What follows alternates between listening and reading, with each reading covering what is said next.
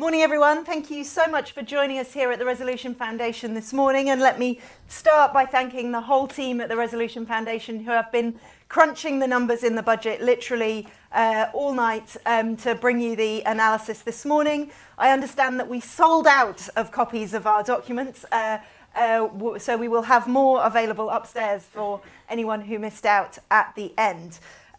Look, yesterday, one thing is clear. The Chancellor raised a lot of tax, 26 billion in that crucial year of 29-30, but pretty much everything else is up for grabs. So we will go through all of that carefully. I'm delighted to be joined by such an expert panel. Richard Hughes, Chair of the Office for Budget Responsibility. Kamal Ahmed, outgoing columnist at the Daily Telegraph, just written his last column. So I'm really pleased you're here, Kamal, to tell us what you would have said if you had a column on Sunday. And Yael Selfin, Vice Chair and Chief Economist at KPMG. So without further ado, James, tell us what you found. All right, that was a very speedy intro. That's appreciated. Let me add my thanks to Ruth for all the hard work from the Resolution Foundation team overnight. There's a lot in this budget, so definitely read the documents that they've produced. It's very impressive set of analysis. So I'm going to give you a quick overview of the budget, focusing on basically the living standards aspects of all this. And what I wanted to do to set the scene for that is basically just remind you how difficult a task the Chancellor had yesterday. So it was set against the backdrop of not doing quite so well in the polls, shall we say, a worse economic outlook, public finances that were really struggling, pressure seemingly from all sides, a need to really build confidence. So some would say that was a difficult job. Others would say that was an impossible job. Yes, people, we have mocked up the Chancellor as your favourite action hero. So I'm gonna basically talk you through three key missions for this budget and really set out how we think the Chancellor did against the very difficult set of cards that she was dealt. But the sort of starting point for all that is really the public finances. I've brought things down a bit at this point. But the job here was to fix the public finances. And the thing that was well trailed, that was making that a tricky task, is basically a judgment from the OBR on effectively the speed limit for the economy. So the OBR marked down its forecast for trend productivity growth. This is the key determinant of how fast the economy can grow, how more productive workers can get over time. And this chart shows you the level of that thing. And what you need to do is compare the red line which is the latest OBR forecast, to what we had back at the spring statement in green. And the thing, if you squint really hard, the key thing to see here is that the black line, which is actually the data, has come in a little bit stronger than the OBR had expected back in March, but they have marked down the growth rate thereafter. So this is not about the current data, the current performance of the government. This is about an accumulation of data where it was pretty clear that the OBR was looking optimistic in this space. So this is a big change. It takes 16 billion off revenues in that key 29-30 fiscal year for judging against the fiscal rules. But the overall forecast wasn't as bad as all this might suggest. And the key reason it wasn't as bad as many people feared, I know you all watch the Resolution Foundation very closely, so you know we weren't surprised by this, but some people were, just to get that in and make it clear that you've understood that, was that there was a big change also in the wage growth forecast. So the combination of faster wage growth, higher inflation, basically means that the OBR forecast is for a much tax-richer economy, and that really offset the effects of that lower economic speed limit. So I'll show you what all that does to the public finances. Now, I know this audience loves a complicated fiscal chart, so I keep delivering these, but this is really key for what's going on in terms of this overall forecast. So if you look at the light sort of pinky bars that are above the line, so everything above the line here is higher borrowing, making the Chancellor's life harder. Those light pinky bars are what's coming through from that economy forecast. And you could see that by the end of the forecast, it was just $5.5 billion worse on that sort of key economy-driven bit of the forecast.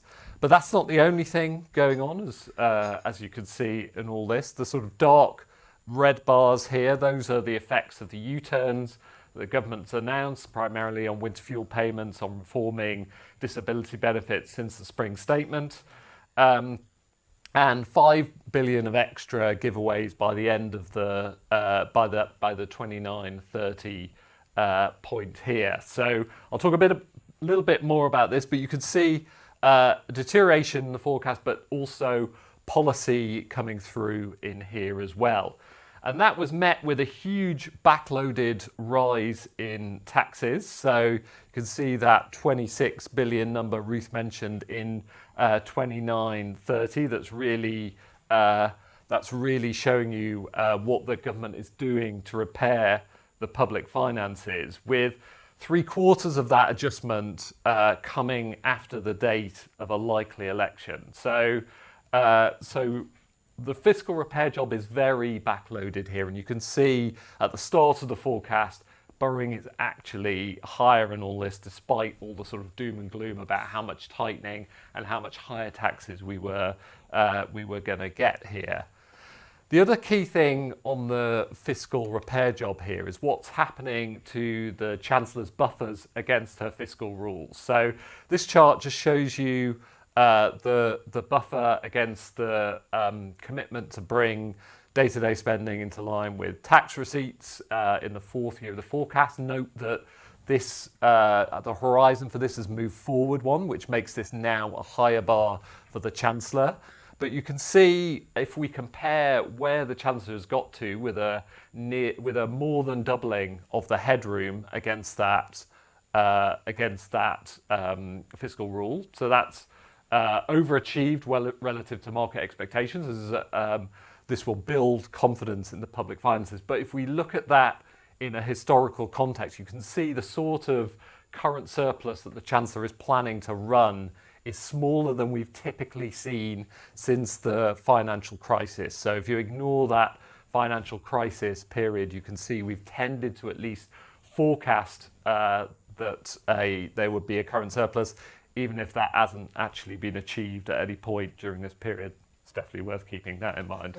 So public finances definitely improved, but there's still worries here with the backloaded nature of that adjustment, higher borrowing in the near term, and all this relies on the Chancellor being able to deliver a big tightening around the time of the next election.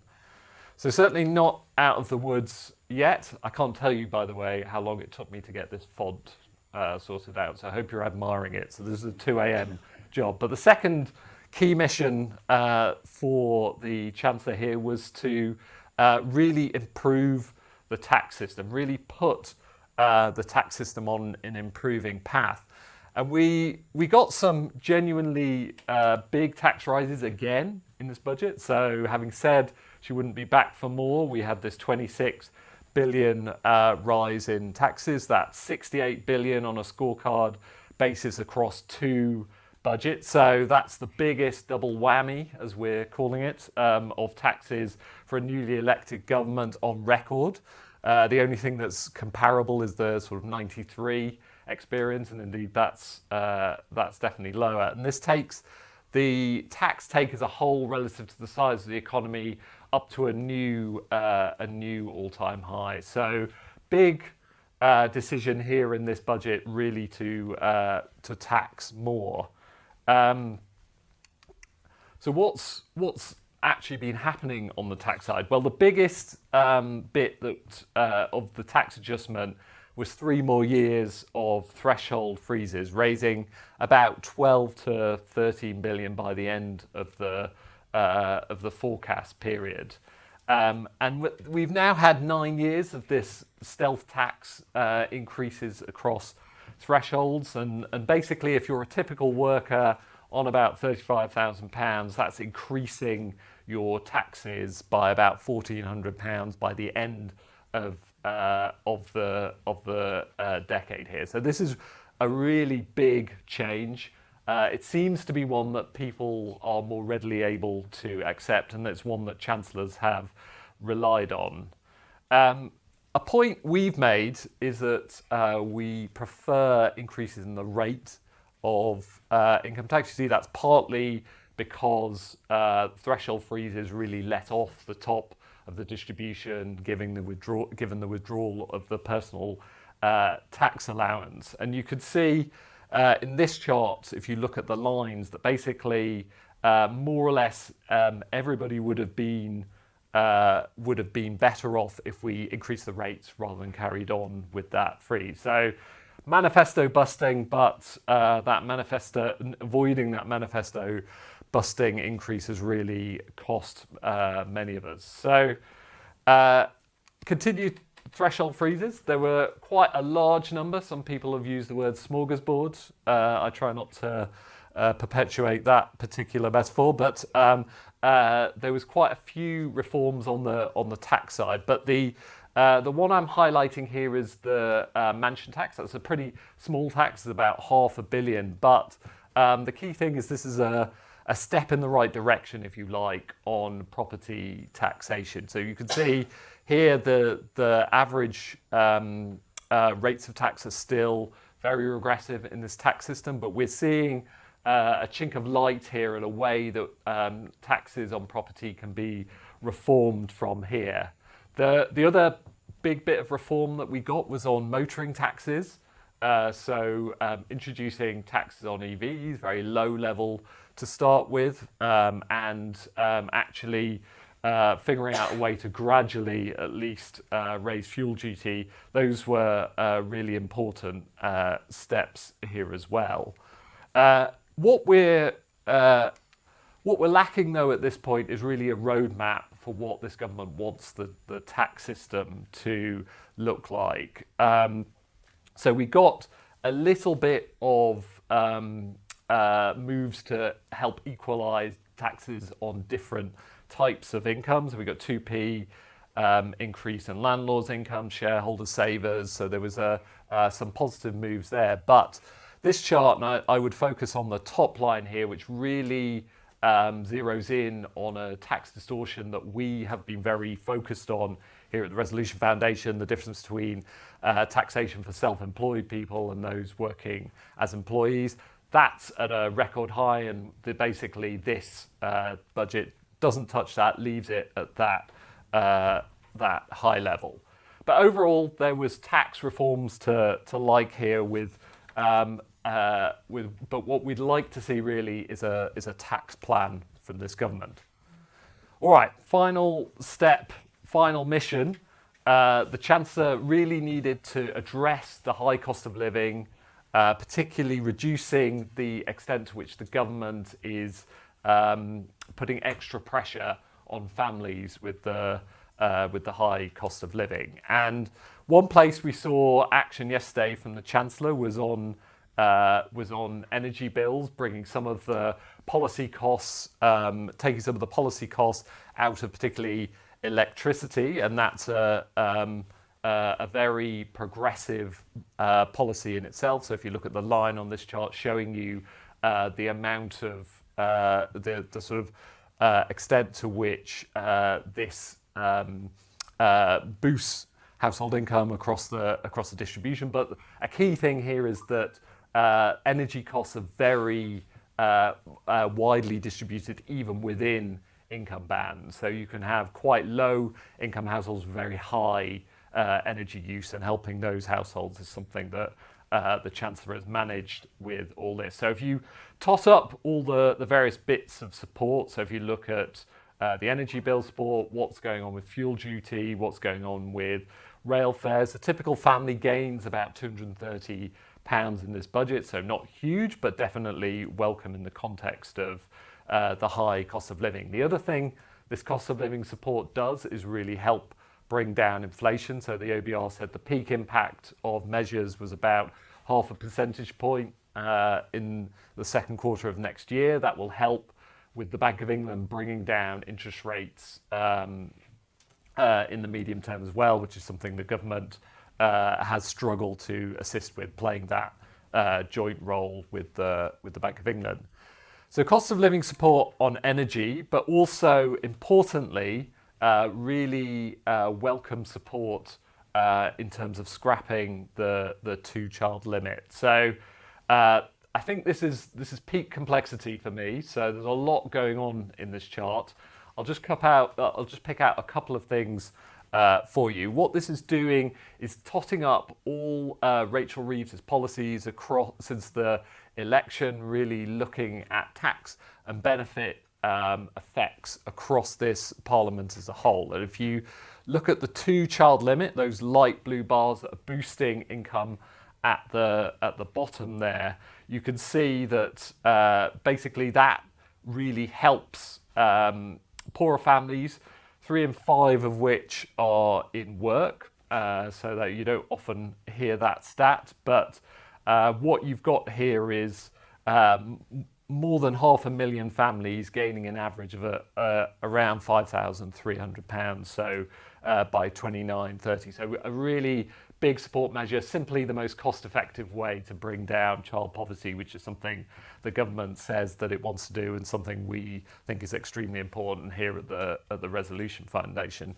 And if you combine those benefit measures with the tax measures, so you can see in dark blue the really big employer NI changes and the effect in green of the threshold freezes, you can see that this is a very progressive set of policies now when you put all this together. So the poorest half of families have gained about £90 on average. So if you look at the white dots in this chart, compared to losses of around £1,000 for the top half. So quite a different set of outcomes across that income distribution.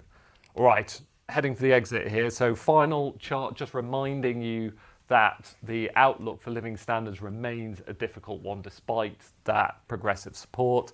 With, if you look at the end of this chart, the current Parliament forecast to have average real household disposable income growth of just 0.5%. So very weak, stronger than the previous Parliament. That was the weakest on record. It's consistent with the government hitting its target of improving living standards, but still a very weak outlook. All right. That's my summary, just in terms of where we got to on those 3 impossible missions, and I'm going to tell you that there was mixed evidence on each of them, so this is not very Tom Cruise, this is a little bit more economist at this point. But on the fixing the public finances, the increase in headroom, very welcome. Borrowing, but that backloaded nature really increases the risks, and we've seen higher borrowing in the near term. Good, generally welcome measures on taxes, although the threshold freezes led off those very high earners, but we'd like to see reform from here.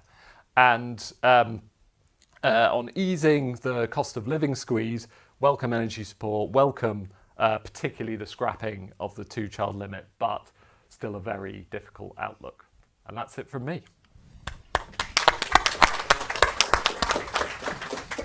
Thank you, James. Lots to chew over. So, Richard, let's come to you, and let's start with the elements so that we can spend the rest of the time on the forecast. I've worked in a previous role very closely with the OBR team, and I know how hard they and you have worked over the last few months, and they will be as frustrated as everyone else to make the news in the wrong way yesterday. But tell us what happened. Thank you, Ruth, and thank you for this opportunity. A link to our EFO document was inadvertently made accessible to the public prior to the conclusion of the Chancellor's statement when it is usually published. It wasn't published on our website, but there was a link that somebody managed to find, and that made it accessible, and then it was then disseminated. As soon as it was discovered, we took action to take it down. Today I've written to the Chancellor and the Chair of the Treasury Select Committee to apologise and take full responsibility for what has happened. I've initiated an investigation which will be overseen by the Oversight Board of the OBR. It will report to the Treasury and the Treasury Select Committee, to whom we are jointly accountable, with input from Professor Kieran Martin, who is the former head of the National Cyber Security Council. We will look into how this happened. It will identify actions required to ensure it doesn't happen again. We'll implement those recommendations in full. I'm personally mortified by what happened. We take budget security incredibly seriously, which is why this investigation is already underway, and will report very swiftly by early next week. Personally, I serve day to day subject to the confidence of the Chancellor and the Treasury Committee. If they both conclude, in light of that investigation, they no longer have confidence in me, then of course I will resign, which is what you do when you're the chair of something called the Office for Budget Responsibility. But look, Richard, yesterday you published an extremely important forecast, some really, really important judgments on the economy, which tell us about the future of this country and what's happened to our productivity over many years. So why don't you tell us about that forecast? Yes, and as with all economy forecasts and fiscal forecasts, there are a lot of moving parts, and understanding all the components of that are really important to getting the big picture. One of the biggest changes we made in this forecast was we downgraded our assumption for productivity growth over the medium term, as James is showing in his first slide. That was reflecting a judgment that we'd been assuming a relatively strong rebound in productivity in the wake of the pandemic and then the energy crisis. We thought a significant portion of the sluggishness of UK productivity growth coming out of those shocks was due to those crises, and that as those shocks dissipated, productivity would recover. It clearly hasn't in recent data. And so with the passage of time, that was one reason to downgrade. Another was global, which is that there are some new global headwinds in the global economy since our forecast in March. US tariffs going up, and also just wider global trade restrictions being put in place, which is why trade wars are very bad things for everybody, especially an open economy like the UK, which relies a lot on trade as a driver for growth. So, and for the first time that I've seen in my career, the IMF is actually forecasting over the next 5 years trade falling as a share of GDP. We have all lived in a world where the global economy was integrating, and that has been a huge driver of productivity growth around the world, including here in the UK. If global integration goes into reverse, then productivity is going to go into reverse, not just in this country, but in a lot of other places. And so that was another factor that fed into our calculation that it was time to do a downgrade. Why did I mention moving parts? Because that was only one of the moving parts in our economy forecast, which was relevant to the fiscal outlook. In isolation, the downgrade in productivity by 0.3% would have knocked £15 billion roughly off tax receipts by the end of the decade. But there were two offsetting effects in our forecast. One was we've got some higher inflation, which we've all seen in the numbers, and we're projecting will stay higher for longer in this forecast. And because taxes are collected, on nominal things, not real things, it's volumes times prices that matters what you collect in things like VAT, as well as in particular income tax and national insurance when personal tax thresholds are frozen. So just that inflation effect was worth an offsetting £15 billion, more or less negating the impact from productivity.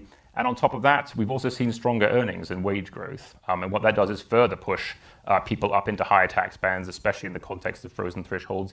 And it's important to bear in mind that the effective tax rate on labour income on workers is twice the effective tax rate on corporations. And one of the things which we've done in our forecast is rebalance some of the growth more toward labour incomes and consumption, less toward corporate profits and investment. And those just things are a lot more tax rich when they're growing faster than you previously thought. And that gave a further £10 billion boost to receipts. And then there's about £6 billion more from other bits and pieces. And in net terms, despite the productivity downgrade, receipts are actually up by £16 billion in our forecast. And so sometimes your own forecasts surprise you, and they surprised us in this case. Why did the Chancellor still have a fiscal hole to fill? Well, it was because spending was also up, and quite significantly as well, across a range of different spending heads. Welfare was up by quite a lot from benefit caseloads and also inflation. Departmental spending was pressures on departmental spending are building, and we reduced some of our underspend assumption against departmental budgets because we think it's going to be hard for the Treasury to hold departments to those over the spending review period, despite the fact that they were agreed just back in June. And then the really big surprise is just how much local authority spending and borrowing has come in much higher than we thought. Sort of double-digit upward revisions to local authority borrowing. Local authorities are under enormous pressure these days in particular from the special education needs program, which at the moment they are being forced to fund. They're allowed to set aside the deficits for accounting purposes, and that set aside was extended for a few more years into the forecast. And that's allowed them to borrow more to meet these pressures, but they've also got other pressures on things like housing due to the need for repairs and other things. So local authorities for the first time became suddenly a big source of risk and pressure in our forecast, which they haven't been for a long time, which added further to the spending pressures, which added up to £22 billion in our pre-measures forecast. And that's what left the Chancellor £6 billion down on her £10 billion headroom. And then all the work that you saw James talk about that she did in the budget was trying to get that headroom back to where it was, and then a bit, and then further up to get it from £10 billion up to the £22 billion she had at the in the post-measures forecast, and that was done basically by raising taxes by a lot more than she raised spending.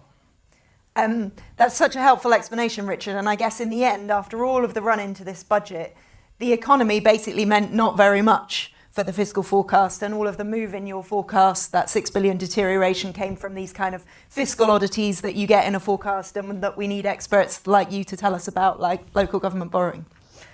Kamal, what did you make of this budget? Well, it was an archly political budget. She had 3 audiences, didn't she, Rachel Reeves? I thought actually her performance in the House of Commons was a good one. She had a narrative and a story which she was trying to tell the country. And her 3 audiences started with the Labour Party. And I think both Keir Starmer and Rachel Reeves are rather surprised that a year after a big but shallow majority, they're in a position where they're having to reassure their own backbenchers that they've got any chance at the next election. But we are where we are, and they have made a decision, obviously the 2 of them. And this was first signalled with the U-turn on the winter fuel allowances, that they were going to abandon the offer they had made to the electorate before the election. If you go back to an interview that Keir Starmer did in The Economist in 2023, when he said, Labour's instinct is always to lean towards taxes first. We will not do that. They've abandoned that position, which is what they offered the voters in 2024, and they've moved towards a traditional tax and spend, what is often described as a soft left position.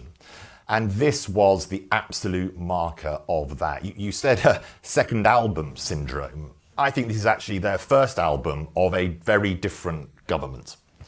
And I think for the Labour Parliamentary Party and the party, it was very necessary, because the Prime Minister and the Chancellor were in a politically precarious position, which may not last beyond the elections of next May. So what we have now, at least for the public, is a very definite sense of how this government is going to approach the political and economic challenges it faces domestically, and that tax and spend will be the approach. Those of us who have covered budgets for many, many years know that Labour is always in a battle within itself between what might be described as traditionally the sort of Blairite right side of the Labour Party, which is much more insistent on thinking about where the median voter is, and then what's described as the soft left of Labour, which is much more where is the median Labour member. And this was a budget for the median Labour member. Things like, much welcomed, as you said, the lifting of the 2-child cap on benefits is something which plays into that tussle within Labour. So for the Labour Party and the parliamentary MPs, it was a good performance. Rachel will be pleased with how it landed with those colleagues. Now, for the markets, for the moment, it's going to be steady as she goes. Rachel Reeves has been very nervous about the debt markets and their reflections on the UK's position in borrowing. And what she has done here with the doubling of the headroom, she has given some reassurance, and I think that's probably temporary reassurance, that this government is serious about how it borrows money. And as we said, they've left an awful lot to do in the second half of the forecast. So for the market, she will also be pleased. I think her biggest risk is for the third audience, which is the voter. and the audience that actually is most important. Because when you look at issues like trust and how do voters think about their governments, that has been one of the most fundamental changes over my career covering politics and economics, has been the diminution of trust in institutions to be able to A, run things, and B, do the things they said they were going to do. And I think Rachel Reeves has raised the risk through this budget that the public will simply switch away from what this government is trying to offer them. And the big danger is that even though real wages may rise, even though people's personal optimism may grow, the connection between that and what the government does is breaking or has already broken. And I think that is the biggest political risk for her. And then just a final point. Labour, when it goes into this soft left crouch around servicing their supporters rather than serving the country, leans into complexity. This budget, I think, had 88 policy measures in it, and different ways of taxing, different ways of approaching economic growth. None of the supposed pro-growth measures that Rachel Reeves announced were seen as material by the OBR, which I think suggests that the growth trajectory for this country is still under a huge amount of pressure. But I also worry intensely that Labour always overcomplicates, becomes too micro, is worried about bus fares in cities and small road links in rural areas than it is about the macro message of releasing some of the animal spirits, supporting business and wealth creation, and without much more of a narrative about what kind of country we want to be. And Peter Mandelson has a lot of faults, but when he said Labour is intensely relaxed about people being filthy rich as long as they pay their taxes, he spoke to something very significant about Labour, which they have lost here, which is that they are pro-growth and pro-wealth creation and pro-entrepreneurialism. And with that gone, although the forecast has got slightly more positive on the economy, I think that the overall response to this from the wealth creating part of the economy, which is the part that she says is the priority for her, is going to be much more difficult to prosecute. And this very complicated way of operating in budgets, I think, becomes more and more of a risk for getting the growth that she claims she wants. Really interesting, Kamal, thank you. And I'm glad you mentioned number of measures. We've been thinking about how you might measure the smorgasbordness of a budget. The other one we thought about was, how much of your revenue do you raise from your biggest measures? And we reckon on that sort of measure, this is the 13th most smorgasbordy budget in the last 30 or so years. So quite far up there, but not quite at the top. Can I just come back to you on tax and spend before I come to Yale? So a lot of the headlines this morning are characterising this budget as a tax and spend budget. But when I look at the numbers, what the Chancellor's done is she put up taxes by 26 billion, as we talked about. She increased headroom by 12 billion. Her forecast got worse by 6. So it's a tax by 26, spend 8 budget, isn't it? Isn't it really a tax and save budget? But that would, she has not said anywhere in this budget that where she wants to get to on things like welfare spending, on the huge increases in the spending needs of the country. I think one of the most significant discussions this country needs to have is what does the state do? Your point, Richard, about local authority finances are broken. I mean, if you look at the report by the Institute for Government 3 or 4 weeks ago, it's well worth digging that out. The way that local government was created through COVID, by the extra pressures around adult care, statutory rights or statutory responsibilities that local government has, We need to have a discussion about what is the state there to do and how much of it are we willing to pay for. I would say that you should be putting the economy and the ability of private industry and the private sector to build growth, and then that will flow through. But what the government has done, obviously being a Labour government, they've put the spending ahead of that, the way that they operate and do that ahead of actually getting growth to happen.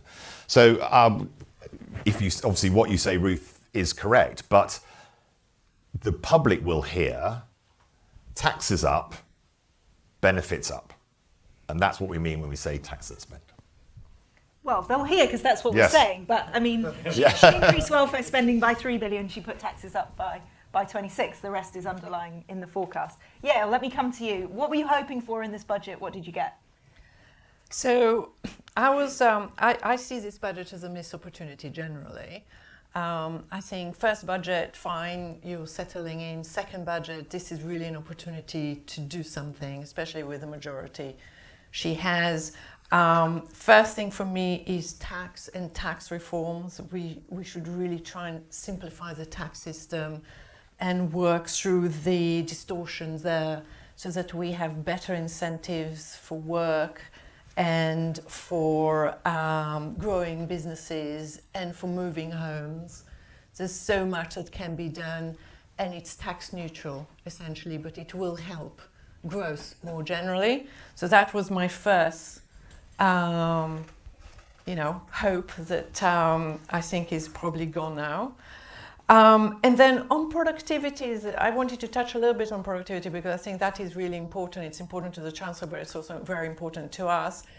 We're generally a little bit more pessimistic than the OBR in terms of our forecast, but it's very difficult to forecast this, so it's all fine. We have a slightly lower projection for longer term growth, but we could be wrong, OBR could be right. But I think, especially when you look at AI, which seems to be really important right now, we're again a little bit more pessimistic on how much that will drive growth in the medium term. And I think this is really important to understand where you will need support, you will need government support to help businesses embed AI. I think it's quite possible that quite a lot of what we're hearing about layoffs that are driven by AI, they're not really driven by AI, it's a bit more aspirational. It will take probably a decade to embed AI and new technologies in businesses and providing some support for people to retrain as well as for businesses to try and experiment and encourage is really important. I didn't see anything there.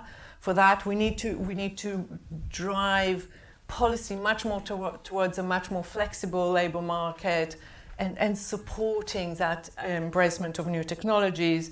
And then ultimately, a big chunk of that increase in productivity will need to come from the public sector, where embedding new technology and usage of data is much harder to do. And I think one of the things that I find really despairing is that all this rhetoric against external advisors and which is going to make it much harder to do, and also make any efforts to try and reform things harder.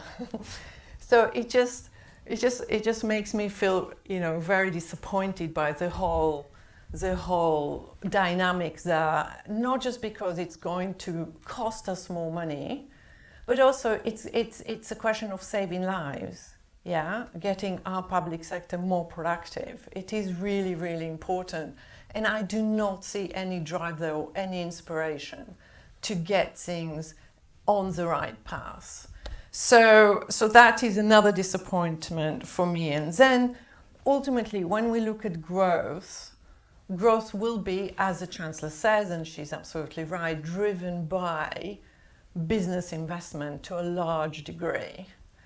We've seen relatively strong business investment recently, but that's been driven by two sectors. Yeah, the majority of business investment is very weak, if not falling. And in order to get business inspired to invest in the UK, you need to think, what have they thought about this budget? Number one, taxes are likely to come back up because there's probably you will need to go back to the public in a couple of years' time or maybe a little bit later. And they're probably likely to be the next one in terms of where it's going to hit. So that's not increasing confidence. And then when you think about a message, and we talked about that message earlier, there is no message. So it's very difficult for businesses to think there is growth. So if you're going to be taxed more and there's no growth, why would you invest in the UK? There's just really no compelling argument from this budget to get business investment going. Okay, not very cheery, but really, really interesting. Let's pick up on a question online that comes to some of Yale's points, and I might ask some others, and then let's come to any questions in the room. So I think, Yale, you've sort of given us your answer to this question, interested in whether you think, what measures might have made a difference. And Richard, you looked at these measures as part of your forecast and came to the view that none of them met your threshold, but this threshold is an interesting kind of new feature of your framework. Can you tell us about that? Yeah, so we've, for the last 3 years, we've taken a more transparent approach to scoring the supply side effects of government policy, so those that we think could boost growth potential output in the medium to long term. Up until now, we've always had a significance criteria, but never quite defined what significance means. That has led to a very large volume of policies that we've had to assess, some of which had very small effects on things like employment, down to the sort of tens of thousands. And so we felt it was important to really focus on those measures that would make a material difference to our forecast. So we've now established that materiality threshold at 0.1% of potential output in 5 years' time. Strictly speaking, that's enough to actually show up in one of our tables, because we only round GDP to the nearest tenth of a percentage point. And we also think that that's a reasonable materiality threshold for thinking about what's a meaningful growth measure that we want to make sure we can account for and track over time. Previous budgets from this government and the previous government have exceeded that threshold, both in the positive direction and in the negative direction. Planning reform was a positive example. The increase in NICs was a negative example. In this budget, there were no policies that met that threshold, either on the positive side or on the negative side. And isn't it slightly surprising in a way that a budget that raises 26 billion of tax doesn't have a negative effect on growth? Yeah, it was. I mean, it was. We're not saying it has no effect, but it was one that wasn't material according to our materiality threshold. Certainly, raising taxes on people has an effect on their work incentives and overall employment. Any further comments either of you wanted to make on growth? I just think on this there is this sort of mood issue, which I think is hard to define and obviously difficult to sort of put in data. But if you think that if Rachel Reeves's mission is growth, then everything she does should be framed by that. And to go back to what I was saying, which is why this was a very political budget, that wasn't what she did. She didn't get up to speak to businesses and say, this is how we're going to do it, and I'm going to work with you, or however she had framed it, it would have been a very different budget. Rachel Reeves imagined this budget would be very different from the one she has given. She claims it's external forces, but actually the poison pills were scattered over the last year from the last budget onwards, and the U-turns that the Resolution Foundation has scored. And growth is data and obviously what she actually does practically, but it is also mood. And I think that's where Labour always struggled, the sense of the mood of the nation and planning out a vision for the country. And I think this is doing the opposite. It will be interesting, Richard, I think, to look at how the tax increases start affecting people. I think raising tax thresholds is one of the most sort of negative ways of raising taxes that the public don't really see, but they do obviously ultimately notice. And I think that the tone of the way, of course, this budget has been covered will have an effect on consumer confidence because they imagine that things will be coming towards them, i.e. I'm going to be paying more tax, but they won't really be able to see it. The clarity of a rate rise would have been a much better way of trying to raise the taxes that she has raised. I mean, look, just on that budget speculation, so the Chancellor's put a lot of store by cutting the chaos, bringing down uncertainty, and that being a way of delivering growth. But this has been a really exceptional budget in terms of the amount of information that has come out of the Treasury, the new industrial level of expectations management that we're becoming more and more used to. But when you're seeing pre-budget U-turns playing out in the press and in very deliberate speeches, this is having a palpable effect. When the Bank of England, when the Governor of the Bank of England is saying there is evidence that budget uncertainty is hitting the economy, then you know that this is not helping in terms of. So I think one major lesson from the past few months, which frankly feels like the longest budget run-in that I've ever experienced. We've been at fever pitch. If you've been following every bit of to and froing on all this for what feels like 4 months, but so there's definitely a process point here. We could do this better. We can make this a less uncertainty creating event, and that's something the Chancellor should definitely do going forward. Great. Look, conscious of time, let's make sure people in the room have a chance to ask any questions. Lots over there, Rob. So thank you, David Robinson, Market News. Just on the productivity revision, I do wonder, after this episode, does it make people rethink the idea that a productivity estimate should really be driven by one dominant, however clever, economist at the OBR? Because the revisions have tended to reflect the views of an individual. Great, thanks. Can we pass the microphone to Dan? Thank you. Slightly similar. James Richardson from the Climate Change Committee. I wanted to ask how much of the productivity downgrade is really about a sequence of shocks, most recently from fossil fuels, rather than a kind of trend, as an economist might think about it. And should we try and bring more of the analysis from the fiscal risks report into that central estimate of growth? Richard, do you want to take that second one first, and maybe I can throw at you as well this kind of how much this budget has addressed long-term fiscal, with the link being this paper mile on electric vehicles? Yeah, it's a mixture of shocks and trends. So clearly there have been a set of shocks to the UK economy. The financial crisis affected everybody, hit us particularly hard. Brexit hit us particularly hard because we were the only country that did it.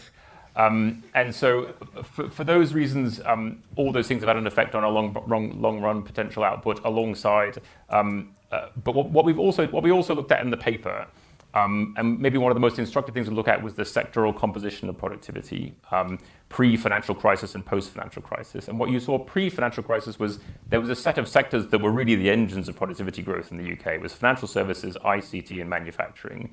And then every other sector was kind of just bumping along. Post-financial crisis, all three of those sectors' growth went back to the average of the rest of the UK economy, but nothing else has really come to the fore to replace them.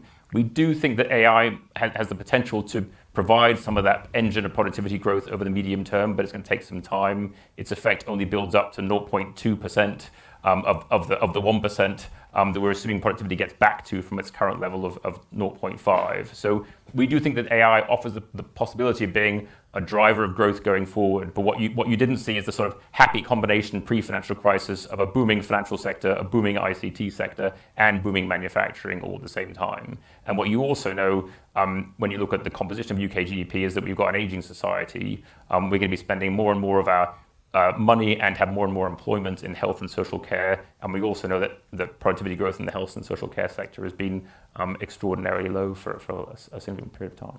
Richard, could I just ask if that's right, that it's one pointy-headed economist who sort of says, right, we think this is the number? It's not right. There are three of us on the Budget Responsibility Committee, and we're appointed at different times.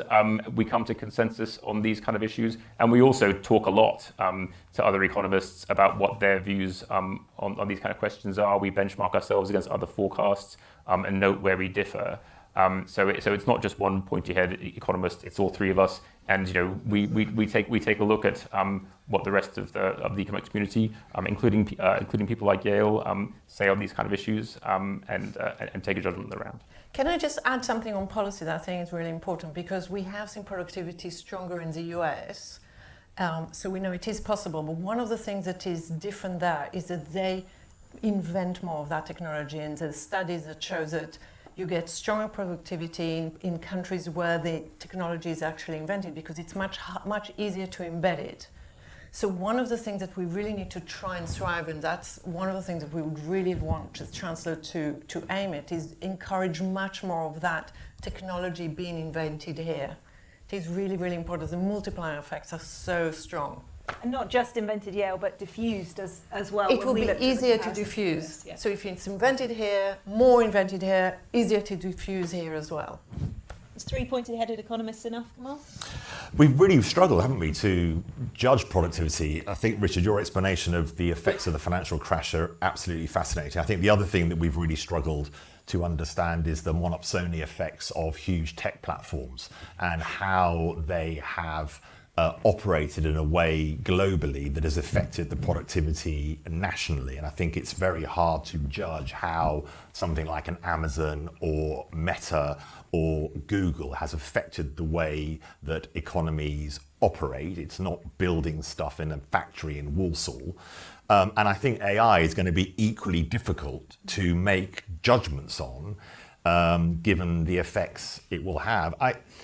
Anyone who has sat through, as I did, Elon Musk's shareholder presentation at the beginning of November, when he was awarded his $1 trillion pay package, would be astonished at the completely different conversation that is being had around robotics, around autonomous vehicles, around AI intelligence, than the conversation we're having here about the moving of this tax rate and that tax rate.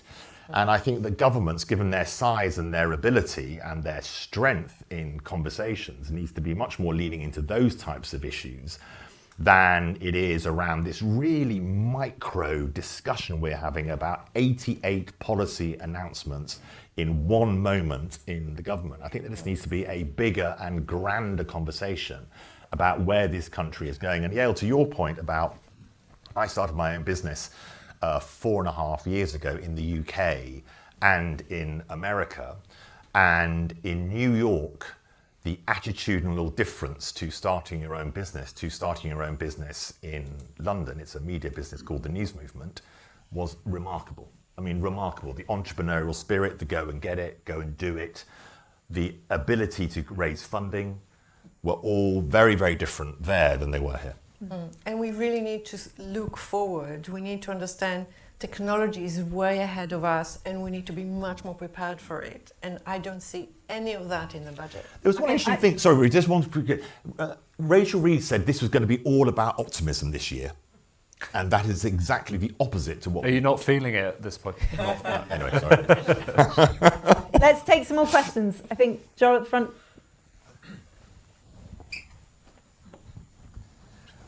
Joel Hills from ITV News. I wanted to sort of pick up on the issue of public trust that Kamal mentioned is fraying, because that's reflected in the polls. I mean, the Chancellor's personal poll ratings are dire.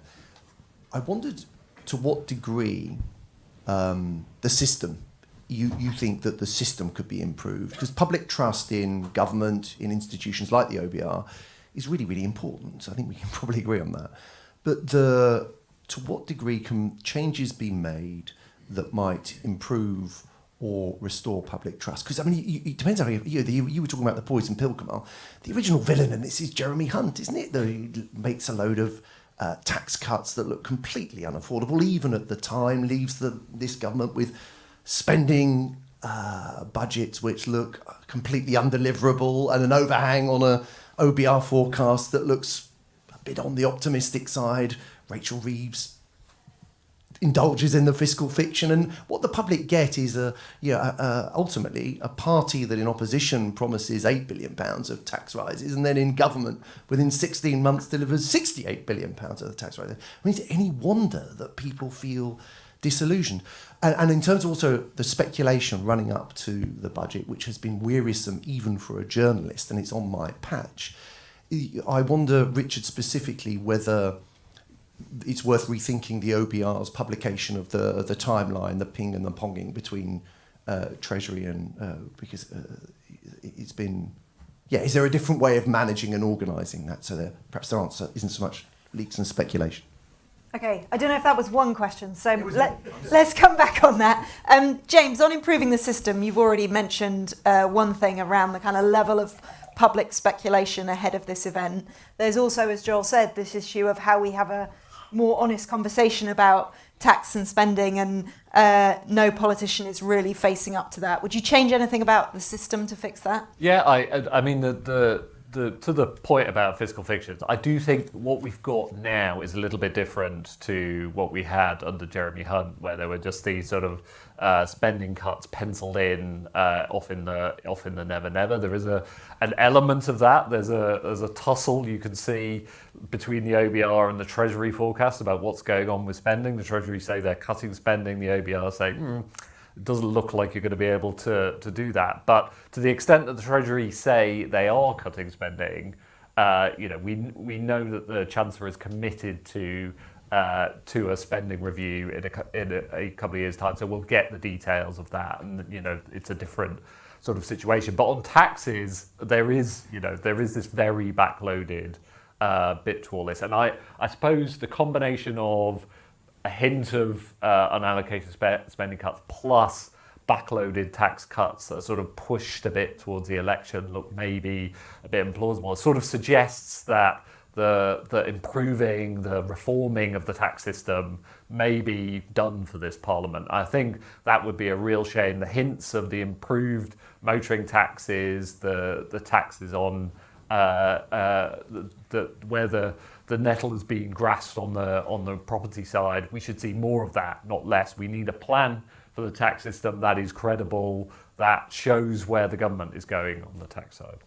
And just on trust, how much is this issue around uncertainty and business confidence that you mentioned, partly that there isn't a belief that what's in this budget will be delivered? Well, I mean, we've already touched on the fact that the budget wasn't really for business. Businesses don't have the time to read so many pages and all these small things. They want a clear message that is backed up and delivered by action. So it wasn't really for business. It's not business friendly. And therefore, it's very difficult to be credible as such. But she could have raised £26 billion from businesses. Is there not? Well, she already did it last time, so it would have been difficult to go back. But I think businesses have no illusions that more will be potentially coming when that credibility of cuts to day-to-day spending is being more timely, if you like. It has to be confronted. So I think in terms of the mood, there's disappointment. I think the Labour Party prior to the election was the engaging party with businesses and were saying a lot of the right things. The Chancellor still says a lot of the right things. It's just that there's no delivery, and I think the time has passed when you actually hope this will come. So I think there's a risk here that now it will be very difficult to gain the trust of business again. Now, Richard, you made pretty clear in your forward that the forecast didn't change very much, that you did, as usual, kind of refine your judgments through the process, but that big judgment on productivity and wages was made quite early on, and that's a bit different from the narrative one got if one just read the papers. But there was a specific question for you about whether this publication of the timetable has fueled the speculation further. I suppose my general thoughts on public trust in institutions is that I think it's a challenge for all public institutions to build and maintain public trust. Our approach to trying to build and maintain public trust is maximum transparency, both about in the EFO itself, which is why it keeps getting longer and longer, and then there's an attempt to make it shorter, and then it gets longer and longer again because people keep asking us questions and want more information, and we try to provide it. And so I do think being responsive to people's requests for information and understanding and transparency is important to trust. I think the other thing is admitting mistakes, which we do every year about our forecast. When we do a thing called the forecast evaluation report, you admit fallibility, and you say, when we get our forecast wrong, here's how wrong they were, here's why, and here's how you try and improve it. And also the way I try to do at the start of this, which is admit we make mistakes around the process. On the timetable, I mean, that was a recommendation of a review after it was done by our oversight board, to give more transparency around the process and interactions between us and the Treasury. We've always written it up in the forward to the Treasury document, including things like when we take market windows. And so we try to make the process itself transparent, because I think you can't just be transparent about the outcome, you have to be transparent about how you got there. Richard, could I ask you what affects you still having two forecasts, which obviously has been in the legislation for many decades, but the government only having one fiscal event? How does that affect next spring when you're going to come out with a forecast and Rachel Reeves will be doing what, do we imagine? I mean, it's the arrangement that's in place in most advanced economies these days, especially in European economies, because they have this thing called the European semester, where they all have to produce sort of draft fiscal plans in the spring, and because most of them are part of the single currency, they have to discuss them and make sure they're consistent with their obligations under European treaties. It's also the way fiscal policy works in Australia and other Commonwealth countries as well. And what it means is that the spring forecast is more of a kind of waypoint on the way to the budget. It's more of a health check. And the government doesn't feel obliged to respond to it, but it basically sort of lays the groundwork for the work they do to then prepare for the budget in the autumn. The fact that Chancellor's left herself more headroom also means that her headroom now exceeds the average forecast to forecast variation in our forecast for borrowing 4 years out, which also means that there's a better chance that the rules will be met in a given forecast in the future. Have you thought about how you'll forecast without evaluating the fiscal rules? It'll have implications for what's called Chapter 7, which I'm sure you know very well, but at the moment it's titled Performance Against the Fiscal Targets, which we will need to rethink because we will not be assessing performance against the fiscal targets. We will still be producing forecasts of the fiscal aggregates that are included in the fiscal targets, because we did before they were fiscal targets, and we will continue to do so afterwards. But quite how we focus our analysis of fiscal policy will need to change, given that the government is not trying to meet those fiscal targets in the spring forecast. It's a growth industry for think tanks, by the sounds of it. Good. Should we take a couple more questions at the front, and then maybe you can sneak in another few in? Rob. Frances Coppola. My question's actually aimed at James, because this is the subject of my question is kind of very much a Resolution Foundation thing. I want to ask about the rise in the national living wage.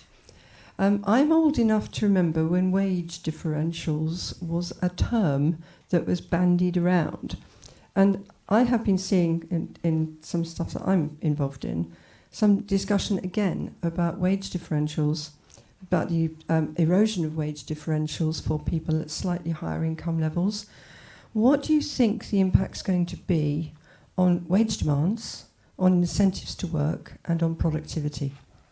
Okay, national minimum wage question, which we like. Rob, did you want to take one over there? Zash got it. Yes, Martin Wheatcroft here. Just very quick question about defence, which seems to be the dog that didn't bite in this budget, and thoughts on whether that will be a big feature of the next budget, given the pressures on defence spending. Great, and James, we had a question online about the squeeze on spending in this, so maybe you can talk about that too. Yeah, one more. Richard, apologies, I'm going to come back to your comments at the start just on one specific point. You said the document was disseminated by somebody who'd found it. There was a suggestion yesterday that it may have been emailed or sent in some way, the link to banks. Can you give any clarity on whether that took place or whether it was simply available on the website? I can't comment on that, I'm afraid. I'm going to be cheeky and take the question on living wage, James, and then come to you on spending. Is that all right? So on living wage, I think all that's happened at this event is that they've raised the living wage in line with average earnings. So that 4% increase is in line with average earnings. So, that's the second lowest that we've seen for some time. So it would be unlikely to me that just keeping our minimum wage up with the pace of average earnings would have a big economic effect. We are much more worried about the effect of youth minimum wages, which are rising at more like 8%. And so I take your point on wage compression, but with the outlook for the labour market and Richard forecasting that 5% unemployment is here to stay until 2027, I think a not enough discussed aspect of our kind of economy at the moment is that high unemployment, the fact that is particularly hitting younger workers, and it doesn't seem to us the right time to align those youth rates with other minimum wage rates. James, we haven't talked much about spending. What's going on? Yeah, so it's sort of squirreled away in our document, and you should definitely look at all that. But Rachel Reeves holds a lot of store by saying she's not returning to austerity. And if you talk to anyone in a policy department in Whitehall at the moment, you don't quite get the same sort of vibe. So lots of angsting about budgets there. And I suppose if you look in our document and if you look at, towards the end of the forecast period where we don't have that full set of spending plans, what you basically see is if the priorities of this government continue, they spend a lot on health. If they continue to keep up that education spending on per pupil level, and they are serious about increasing defence spending at anything like the rate that Rachel Reeves and Keir Starmer seem to be talking about, so heading off to 3.5% of GDP towards the into next Parliament, then other departments are looking like a big cuts, potentially something like getting on for 90% of the intensity of cuts during the austerity period. So that's what we're worried about. We've seen a really big prioritisation to frontline services, particularly health, from this government. And the question is, can other departments keep going? And Richard, there is a bit of a difference of view between the OBR and the Treasury when we just look at the numbers about what the path of spending is going to be and what this event has done to it. Can you explain that a bit for us? I mean, it comes down to when the Treasury sets departmental spending limits, what level of underspending do you assume against them? In general, when those limits are in place, on average, they get underspent against, but some departments overspend and some departments underspend. And it comes down to a bottom-up view of where you think the pressures match up against the budgets. We thought in this forecast there was a significant number of pressures and an unusually high number relative to the limits themselves, and so for that reason we had a lower underspend number than the Treasury and reflected in our forecast. So Kamal, just while we wrap up, we're told we won't be here in 6 months' time because we won't have an assessment against the rules. We'll be missing Chapter 7, as Richard says, but we will be here in a year's time. What are both of your predictions for what we might be talking about then? Well, I think that if the issue is going to be growth, this budget didn't do anything for growth. And I think the most essential thing that Rachel Reeves will be tested on is the UK economy growing at a faster rate than it was when the election took place. And that's going to be the key test. So first of all, will Rachel Reeves be there to deliver next year's budget? I think is likely after her performance yesterday, which I say for the first audience, the Labour audience, that was seen as a Labour budget. And they've got something to take back to the doorsteps. They've got something to sort of talk about and say why this is the government that it is. So I think she's improved her chances of delivering the next budget. And I think it has damaged the prospects for her to be able to come next year and say, we have the economy and the revenues have surprised on the upside, and therefore I am able to announce. I remember speaking, to her team and her people before the election. She would genuinely love to be a Chancellor who can stand up in the House of Commons and say, I am delighted to announce tax cuts. And she would be able to do that. And that was what she imagined would be happening over the 5 years of this Parliament. Whether she gets there, I think, is more at risk now than it was when she first had that plan of action over the 5-year period in 2024. Yale, your predictions? So my hope is that it will be an earlier budget, so it doesn't run into the Black Friday and the Christmas booking and destroy hospitality sector booking for this period. And also there'll be much less uncertainty because we're not hopefully expecting any tax changes, major tax changing next year. So it's going to be a quiet period, shorter quiet period. And not much there. Maybe a few better messages, a little bit more focus on business and all the other stakeholders that she hasn't really addressed. So giving her a bit more room to do stuff. Okay, I like that optimism. So I think we should end on support for energy bills coming next year. Tax rise is not until 2028. Go and enjoy Black Friday and help the UK economy. Thank you all very much for joining us today.